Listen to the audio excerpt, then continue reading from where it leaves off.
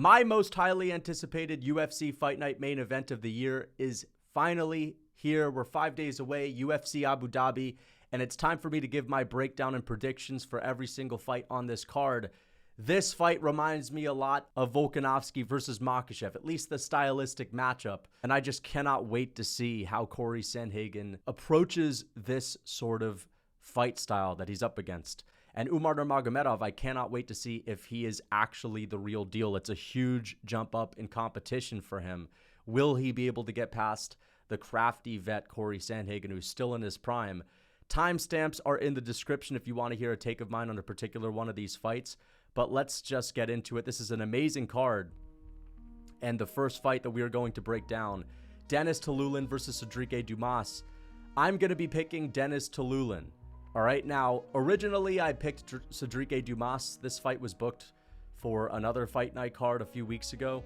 And I picked Sedriques Dumas because his grappling has been what he's had the most success with throughout his career. We saw him out-grapple Cody Brundage.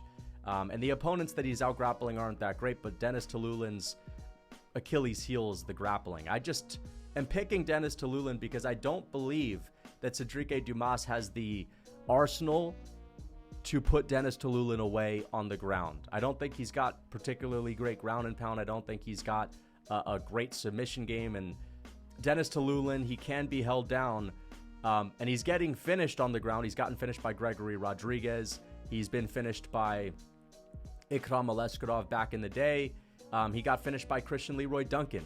You know what I mean? But I just do not think that Sedriques Dumas is on that level when it comes to his finishing ability on the ground. And I think that Tiuliulin, who's got that dog in him and he's got an ability to push a pace, I think he's eventually going to get to Sedriques Dumas on the feet. I think he's going to get him up against the fence. I think he's going to beat him up against the fence. And yeah, I think he's going to either TKO him in the third round or just win a damage-based decision. I think Sedriques Dumas will have some success early with the grappling, but as the fight goes on, I think Tiuliulin is going to have a more tired out Sedriques Dumas in front of him, and I think he's really going to be able to beat Sedriques Dumas in the clinch, and I think he's going to be able to press the action in the later half of this fight and win the second and third round on damage. All right, he's going to drag Sedriques into a dogfight, and I think he's going to be the one to win, and I don't see him getting finished on the ground. So I'm going with Denis Tiuliulin by a damage-based decision. On to the next one, Jai Herbert versus Rolando Bedoya. Training partner of Charles Oliveira, Rolando Bedoya, did really well in his UFC debut. He had a pretty decent performance against Chaos Williams, but he's lost his last couple of fights, and now he's moving down to the 155-pound weight class. I think that Jai Herbert is going to beat Rolando Bedoya. I think that there's a little bit of a skill gap, a speed advantage that Jai Herbert is going to have. Even though I believe Bedoya might be able to take Jai Herbert down, I just think that Jai Herbert's good enough at keeping range to where he's going to be able to do that to the former welterweight who wasn't that great, wasn't that dangerous, right? Rolando Bedoya is tough, but he got dropped a couple of times in one of his last fights, so it's not like his chin is completely granite and he could just take a lot of punishment to dish out damage. Jai Herbert does not dish out damage, but I just trust him to win this by a pitter-pat points decision at range, kicks, teeps, little jabs, pepper shots, and I think he's just going to be a little bit too fast for Rolando, who is coming down from a slower division. So I'm going to go with Jai Herbert to win this by decision. Let's get on to the next one. Viktoriia Dudakova versus Sam Hughes. 8-0 Viktoriia Dudakova versus 8-6 Sam Hughes. I am going with the undefeated Viktoriia Dudakova, who's had octagon experience.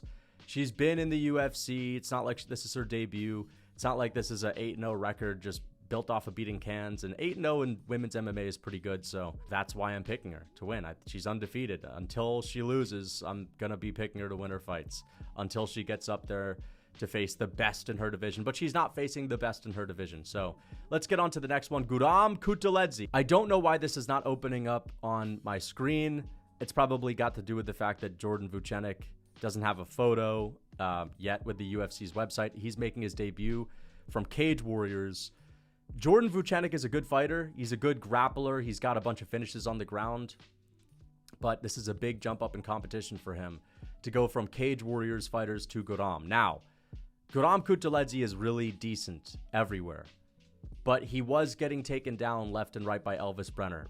Now, Guram was winning most of the damage-based grappling exchanges. Guram had all the moments on the ground where he was elbowing Elvis Brenner in the guard of Elvis Brenner and beating him up on the ground. But Elvis Brenner, I think he took down Guram like 4 or 5 times with trips, with takedowns.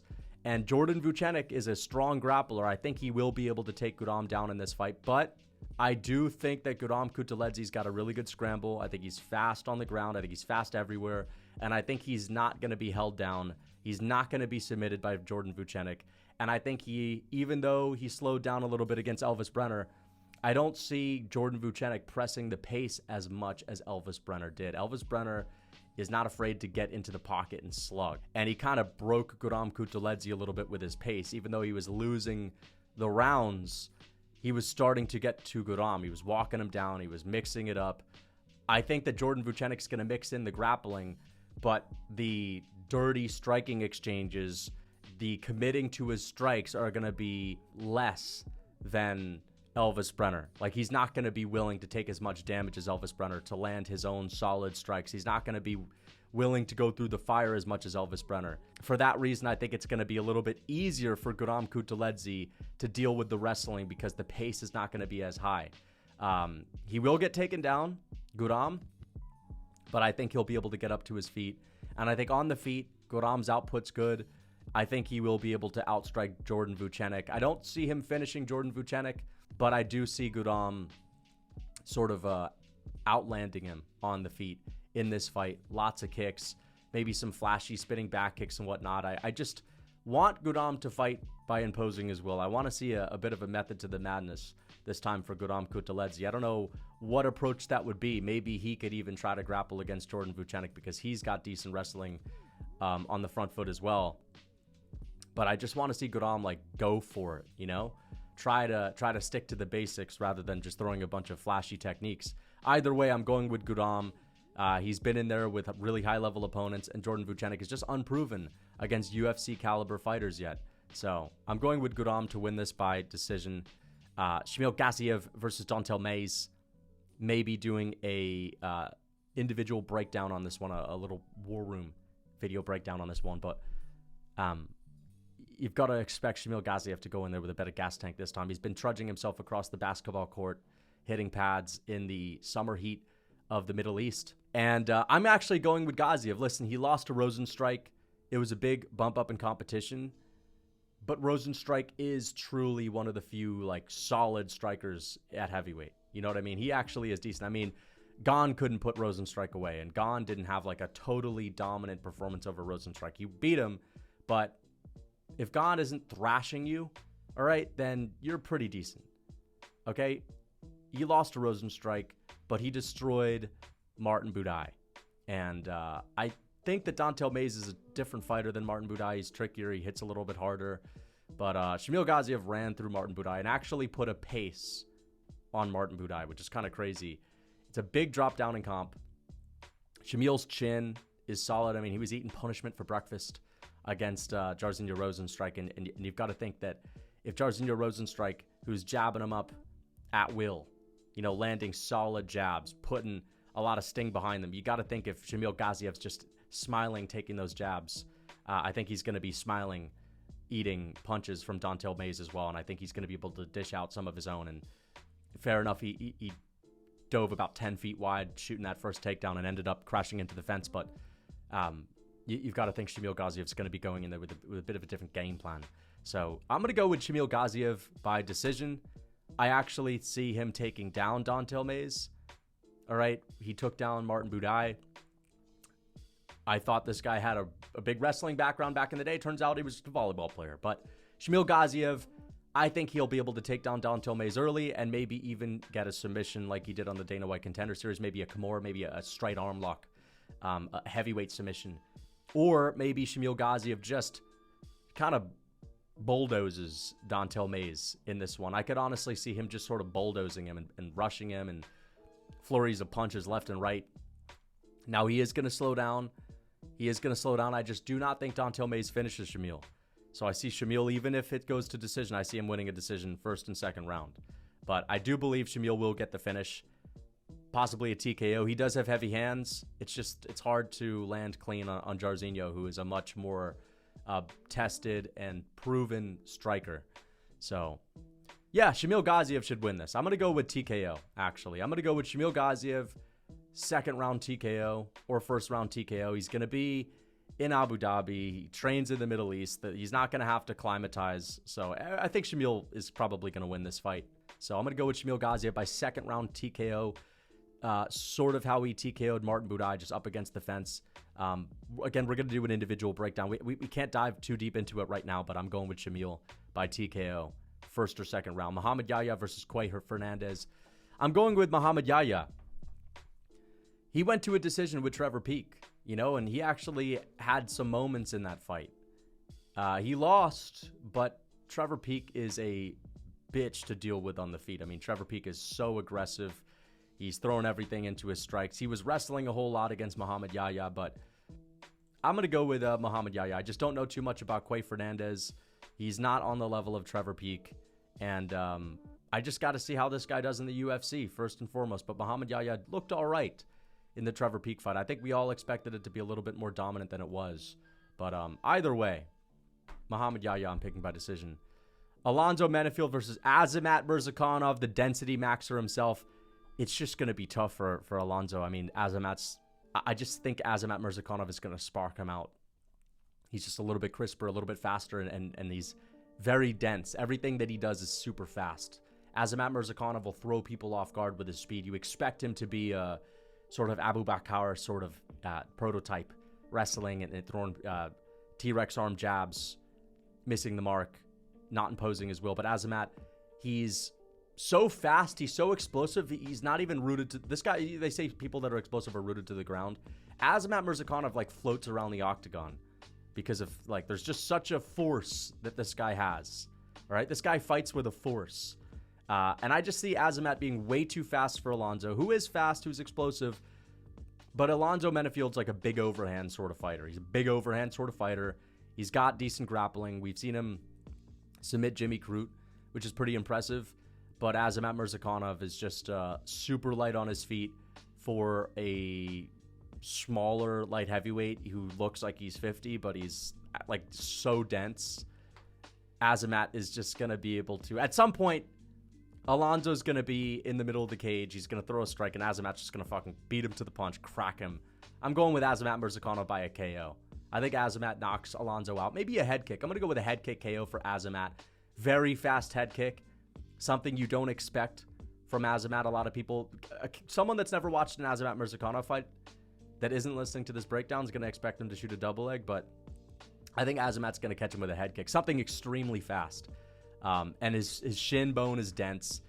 His knuckles are dense, right? He's been soaking his knuckles in petrol, Azamat. So I think that Azamat easily wins this fight. Undefeated, speed that you just don't expect at light heavyweight. Small, but this guy's strong, brother. He's short but strong, brother.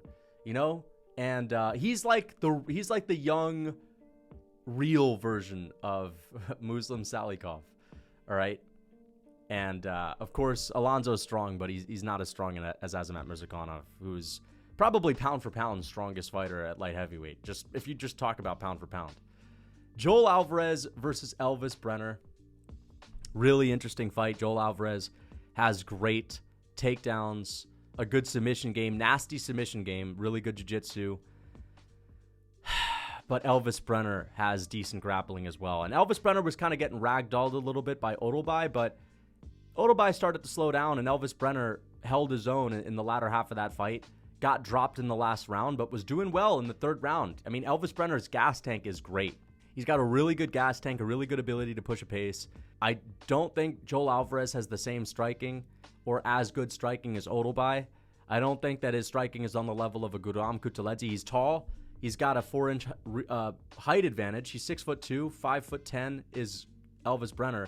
77-inch reach. So he's got a big reach advantage as well. But I just think Elvis Brenner's got a lot of power in his hands, and I think Elvis Brenner could potentially crack Joel Alvarez, similar to Arman Tsarukyan, who kind of got in his face, cracked him with some big, gnarly punches, and was able to take him down. And I think Elvis Brenner's grappling is good enough to hold his own on the ground, maybe even get some top position over Joel Alvarez. The question is, will Joel Alvarez be able to keep him at range, and will he be able to get the takedown? Because if he can get the takedown, he can get into a dominant position. It's going to be dangerous because he's got a great submission game. But I'm going to go with Brenner. His gas tank is legit. I think that the longer this fight goes, the more it favors him. I think the more scrappy this fight gets, the more it favors him. And I think his grappling and his wrestling is solid enough to be able to stay alive and not get submitted. So I'm going to go with Elvis Brenner in a war of attrition. I think it's going to be a grueling pace, but in a war of attrition, I think Brenner is going to get this one done. Let's get on to the next one. Elvis Brenner should win this by decision. Mackenzie Dern versus Lupi Godinez. I'm actually going to go with Lupi Godinez. All right, she's on a good win streak. Mackenzie Dern's got good grappling, but I think Lupi Godinez, I think she's a lot more powerful on the feet. And I think that's going to be the difference. I mean, Mackenzie Dern's striking has improved over the years, but I'm just thinking that the fight is going to cancel out when it comes to the grappling. Lupi Godinez is going to keep it standing. I don't think she's going to test out the grappling with Mackenzie Dern, but I do believe she'll be able to crack Mackenzie Dern on the feet and maybe put her down or maybe just beat her up and land the better shots. So I'm going to pick Lupi Godinez to win this via being stronger and hitting harder, okay, and having good enough wrestling to keep it standing. And we get on to Tony Ferguson versus Michael Chiesa. This is going to be interesting because Tony Ferguson has the lighter man skill. All right, Michael Chiesa is enormous compared to Tony Ferguson. He used to fight at lightweight, which is insane. 6'1", used to fight at lightweight, but I mean, looks huge in the octagon, has a lot of muscle mass. But Tony Ferguson's going to be a lot faster. And even though Ferguson's old, his striking is going to be a lot better. He was going tit for tat with Paddy Pimblett in the first round. You know, he dropped Bobby Green. I think that there is a way for Tony Ferguson to potentially hurt Michael Chiesa in the first round and put him away. That would be amazing. I think that's what we all want. And I think he'll win all the striking exchanges. Michael Chiesa is just blind as a bat, stiff as a board on the feet. But Michael Chiesa is twice the size of Tony. Even though he's older, Tony Ferguson's strength, it seems like it's completely lost at this point. He's just not nearly as strong as he used to be, and I believe that the physicality is what really hurts him at this point as he's aged. And I just think Michael Chiesa is going to get a hold of Tony Ferguson, and he's going to keep him on the ground, keep him on his back, and kind of smudge him into the canvas. I think it's going to be a 15-minute matchup of just smudge from Michael Chiesa, just keeping Tony down. Tony's going to be squirming on the ground, and I do not see him getting up. I don't see him having the strength, the explosivity to get up out of those positions. But I do believe Tony will win the striking exchanges on the feet. If he can keep it standing, he wins this fight. I just don't think he will. I think that Chiesa is going to do an all right job of keeping range. And unlike other fighters that have been able to hurt Michael Chiesa when he gets a hold of them, like, for example, Holland was able to hurt Michael Chiesa with knees in the clinch. And I don't think Ferguson is going to be able to do that. I think Ferguson's ability to have success will be at range. At the end of his long reach, the jab, the front kicks, the calf kicks. I don't think Ferguson's going to have like an explosive knee in the clinch or a big elbow in the clinch where he's going to be messing up Chiesa. I don't think he's got the same quick twitch ability that he used to. So I think Chiesa's going to just muscle him around, honestly. So I'm going to go with Michael Chiesa, 30-27. Maybe Ferguson gets one of the first rounds based on damage before Chiesa gets a takedown, but I think Chiesa's going to win this, unfortunately. Marlon Vera versus Deiveson Figueiredo. I'm going to go with Deiveson Figueiredo to out-grapple Marlon Vera. Now, he's not finishing Marlon Vera on the feet. We all know that it's basically impossible to do that. Marlon Vera could finish Deiveson, right? Figgy's had a lot of wars throughout his career. But I think that Marlon Vera is a little bit too patient early on. And I think that there's going to be a feel-out process where Figgy doesn't grapple early. He's going to be striking with Marlon Vera. And I just don't see Marlon Vera having that, like, quick twitch inside pocket boxing like, for example, Cody Garbrandt has, to where Garbrandt could have landed some shots early. And there were some hairy moments with Figgy and Garbrandt. And I just don't see Marlon Vera letting his hands go early. I think he's going to be too patient. And I think that's going to come back to bite him. because I don't think he'll have a big moment early. He usually has big moments later on in a fight. He likes to find his timing. He likes to find his rhythm, and it takes him a while to get that. It takes him a while to make adjustments, and I think by the time he would start to make adjustments in a fight, Figueiredo is going to get the wrestling going. And Figueiredo, we know he's got a submission game. We've always known that. But at bantamweight, his takedown entries are looking really fast. His grappling is looking excellent at bantamweight, and he's been winning with it. He was taking down Rob Font, not necessarily controlling him, but taking him down. And he was able to keep down Cody Garbrandt when he got him there and took him down in the second round again, got his back and choked him out and made it look pretty damn easy. Former championship level fighter is Deiveson Figueiredo, right? Multiple submissions in big spots throughout his career. Marlon Vera has been out-grappled by Cory Sandhagen. He's been taken down at will by Sandhagen, beat up in the early going of that fight. And I just think that Marlon Vera is too patient early on, and I think Figueiredo gets him down, puts a pace on him, and we're going to see Marlon Vera looking confused on the feet, focusing too much on the takedowns and not what he needs to do to land the strikes on the feet. I don't think he's going to be pushing a pace. I don't think he's going to be fighting like a bat out of hell. Maybe he does. Maybe he does. Okay? Maybe he does. I think he could finish Deiveson on the feet. I think he could beat up Figueiredo. I think he could drop him. But the speed of Figueiredo coming up from the flyweight division is excellent. And I can't doubt the grappling. All right? It's been on point so far at bantamweight. And I think he's going to win this fight. I think he'll take down Marlon Vera in the first round. At the end of the first round, I think he'll get him down in the second. I think he'll get him down in the third. And maybe we'll even see him submit Marlon Vera. But I'm going with Figueiredo. Maybe Marlon Vera is going to be difficult to out-grapple for long because he is a big bantamweight, but I still got to pick Figgy with that skill advantage. Lighter man speed, lighter man skill. Let's get on to the next one. Shara Magomedov versus Michal Oleksiejczuk. This will be interesting because Michal Oleksiejczuk has heavy hands. We saw him drop Kevin Holland, which was pretty nutty since Kevin Holland hardly ever gets dropped. And he's got a really good ability to push a pace. He's got awkward timing. And he's kind of a bulldozer, Michal Oleksiejczuk. He can kind of plot his way forward and kind of catch you off guard with his speed every now and then. But I'm going with Shara. Shara, I believe, is going to have the speed advantage. I think that Michal Oleksiejczuk is open to the body. We saw Michel Pereira TKO him.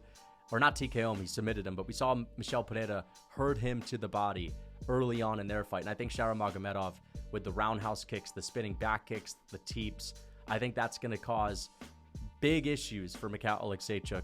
And I think it's going to slow him down. Even if Michal Oleksiejczuk maybe wins the third round because he puts a pace on Shara, I think Shara is going to win the early going of this fight fairly easily with the striking at range.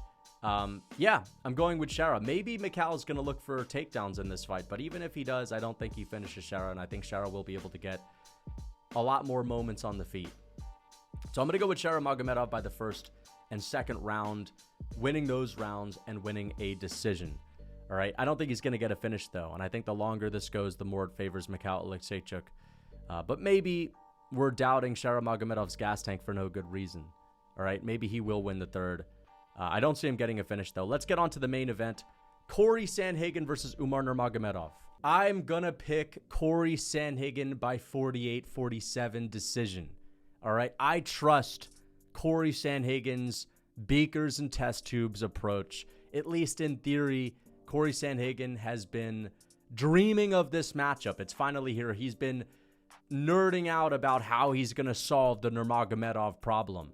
It's almost as if he would rather solve the Nurmagomedov problem and beat Umar just because he wants to prove that he can do it than just winning a belt against someone else. Cory Sandhagen, I think his fight IQ is going to take him to the victory this time. Now, he's always had a problem with giving up his back. He gave up his back to TJ Dillashaw when TJ was mixing in the wrestling hundreds of times. Not literally hundreds, but he probably gave up his back like 20 times in that fight. And TJ is just not as good as getting the back as Umar is. All right, TJ doesn't have the same jiu-jitsu. He's a good wrestler. He's got an amazing pace. He's got crazy cardio, maybe better cardio than Umar. What he does have is an ability to mix in the striking better than Umar. So there is something. We'll talk about that. But you cannot be giving up your back to Umar Nurmagomedov, right? Cory Sandhagen also gave up his back to Song Yadong, who even got his back for like 20 seconds and had it on the feet. So he's got to be careful. But I think if there is a time where Cory Sandhagen will make it a point to not make that mistake, to never give up his back, it's going to be this time. And even though Sandhagen is not like a Robert Whittaker type that's super explosive, or Jose Aldo that's very explosive with their sprawl or their scrambles, I trust the specifics training of Sandhagen. He's, 32, 33, in the middle of his prime. This is going to be arguably the best version of Cory that we ever see. Maybe, I mean, to be fair, he is coming off of a torn tricep. We don't know how that's going to affect his striking or his ability to posture up on that arm in some of the grappling exchanges. So it will be interesting to see how that arm holds up. But I think he's probably recovered. He said he was ready for this fight in March, and now he's had like 3-4 more months to prepare for it. So I think Sandhagen's ready. I think his body is probably going to be holding up. And I just think he's going to find his moments on the feet. Beksat Almakhan was able to get up off of the ground multiple times. He was able to get out of mount on a couple of occasions against Umar. Now, credit to Umar, whenever Beksat Almakhan, his last opponent, got up, he would shoot a takedown immediately and get him down again, which just is something that shows that his pace and his cardio is very good. His fight IQ, his ability to impose his will is very good. We could see Umar, if he does not gas out, we could see him just out-wrestle Cory Sandhagen and just put an insane Merab-like pace on him. Not literally Merab, but like maybe he just gets the takedowns and keeps them, and maybe Cory gets up a few times around, but the third takedown is the charm, and Umar is able to get 3 minutes of control time with that, and he's able to do it rinse and repeat. But I think it'll be so much harder to get those repeated takedowns on Cory Sandhagen compared to other guys because he's so good at keeping his distance. He's got amazing distance management, and I think when these guys are on the feet, all right, if Cory Sandhagen gets up to his feet when he gets taken down, because I do believe he will get taken down, I think Sandhagen is going to be landing a lot of investment shots when he can. It'll be risky to throw a lot of body shots, especially body kicks, like a roundhouse kick, because you got to worry about Umar catching a roundhouse kick. When he can, he'll be throwing body shots to drain the gas tank of Umar Nurmagomedov. And Sandhagen has a really difficult striking rhythm. You don't really know what's coming. He doesn't have like an exact set of strikes that he throws. He's not a headhunter. He's not just someone that kicks only. He has like a really good, even distribution of punches, kicks to the head, to the body, to the legs. And I think it's going to be really tricky for Umar to know what's coming next. I think the distance management of Cory Sandhagen is one of the best in that division. And so I think that while these guys are on the feet, as the fight progresses, Sandhagen will be able to make his reads a lot faster than Umar. And I think he'll be tagging him. And if Beksat Almakhan can drop Umar in the first round and Umar can't see it coming, and it's just a big old clubbing overhand, fair enough, Cory Sandhagen doesn't have that crazy clubbing overhand, but Sandhagen's got timing on his side. I think Sandhagen will be able to have moments where he's damaging Umar. Let's not forget, when Sandhagen fought TJ Dillashaw, who was putting a crazy pace on him, he was having moments. He dropped TJ on one occasion. He was bloodying up his face, right? We've seen Sandhagen damage people badly. We saw him cut open Song Yadong and then make it a point to go after the cut of Song Yadong, to try to make it worse throughout the fight, to target it. Sandhagen knows how to play the game. He knows how to play the points game. He knows what the refs, not the refs, he knows what the judges are looking for. He always talks about that. And I think that in the grappling exchanges, we could even see Sandhagen try to cut Umar up to gain an advantage, to make it hard for Umar to see as the fight goes on. And I just see Sandhagen winning this on damage, man. I think Umar's going to get him down. Maybe we'll even see Umar take the back at some point, but Sandhagen has been preparing for a guy that's going to try to put a wrestling pace on him. And I don't see Umar being as effective in mixing up the striking as some other guys, like TJ was, for example. TJ Dillashaw was one of the highest level strikers in the bantamweight division's history that also had a crazy pace, insane cardio. He was able to wrestle. He was able to spam takedowns in that fight as well. I don't think Umar is going to be as effective on the feet as TJ was. I don't think his boxing is close to that level. He's got really fast kicks, but Sandhagen's tall and keeps distance well. I don't think those kicks are going to be finding a mark that often. So I think the striking will be dominated by Sandhagen. I don't think Sandhagen's going to put a Holloway beat down on him like Holloway does to Cater and other guys, because of course the threat of the takedown is ever present against a guy like Umar, and naturally your volume is going to drop off. You can't throw the same amount of kicks to the body because you got to worry about them getting caught. But unless Umar has like the best gas tank in this division, I think he'll slow down. I think Sandhagen's investment shots will be there. I think Sandhagen will have moments where he's able to find an elbow or a big punch to get a knockdown, to cut open Umar. And I think he's going to get out of some of these wrestling exchanges. I think he'll be able to get up to his feet and chip away at Nurmagomedov. I trust in his game plan. All right, I think Sandhagen's about to show us one of the best game plans ever. Maybe not. Maybe Umar will just trump him with just pure grit and strength and freaking, wrestling technique. He'll just have a different level of technique to those like TJ Dillashaw, other people that have tried to wrestle. He'll be better at keeping the back compared to Song Yadong, and maybe he can even get a rear naked choke. But it's such a big jump up in competition. I think Sandhagen wins. And I also don't see Umar knocking out Sandhagen, who's got a granite chin. We know Umar can be hurt. We know he can get dropped. We know people can find the right punch on him. I think Sandhagen will be able to find his shots. I think he'll have moments where he's damaging Umar, right? Little crafty vet, knees in the clinch, when most fighters would be thinking about just landing.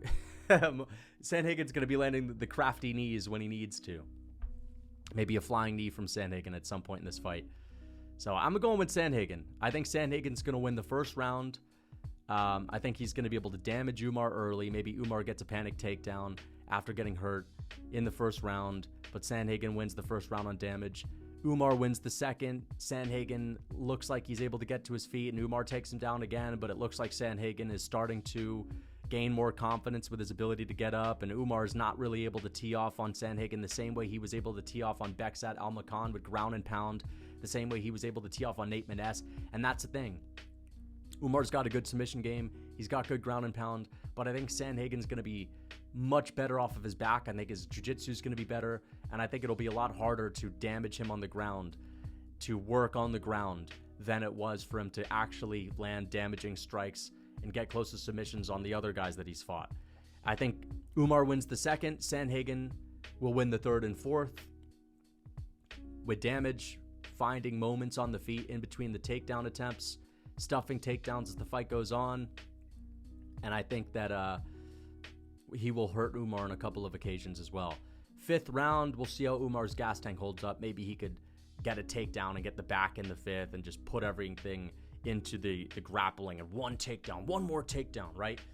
Maybe he could edge out the fifth round. But I'm going to go with Sandhagen, first round, third round, fourth round, in a gritty fight similar to Volkanovski versus Makhachev. But Umar's boxing is just not on Makhachev's level. And listen, this isn't Volkanovski that he's fighting either. I mean, it's Sandhagen. Sandhagen is a lot easier to out-grapple.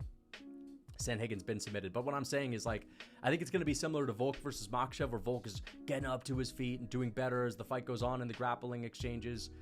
But the difference is that on the feet, Sandhagen's going to be more dominant as opposed to Makhachev beating Volk on the feet, right? Makhachev being close with Volkanovski on the feet. I think Sandhagen's going to be winning clearly on the feet. I think they're going to be levels. We rarely see people take a jump up in competition like this and win, right?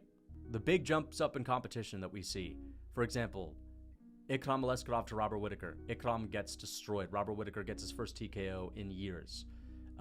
We also saw Hamzat Chimaev fight Gilbert Burns after Li Jingliang. That's a smaller jump in competition than this one, by the way, because Li Jingliang was ranked. Beksat wasn't, all right? Raoni Barcelos wasn't. Nate Maness wasn't. He's going from unranked guys. I don't know how he has a ranking spot, by the way.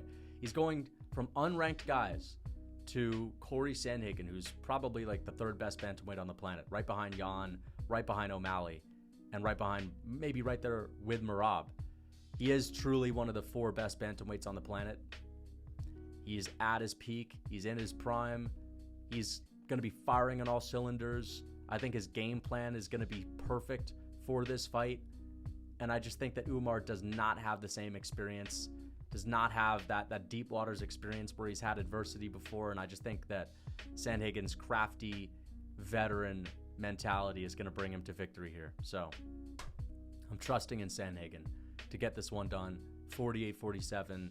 He'll get up to his feet on multiple occasions. He'll find shots on the feet. He'll land damaging strikes, and he'll win, and he'll get the decision. Maybe there will be a robbery, though. We'll see. I could see Umar getting 2 rounds, and then like one of the rounds where Sandhagen should win on damage, they give it to Umar. That's always a possibility. It's in Abu Dhabi, so Umar is in his hometown. Not literally. It's not Dagestan, but you get my point. Yeah, Sandhagen wins. Let me know what you guys think in the comments. Until next time.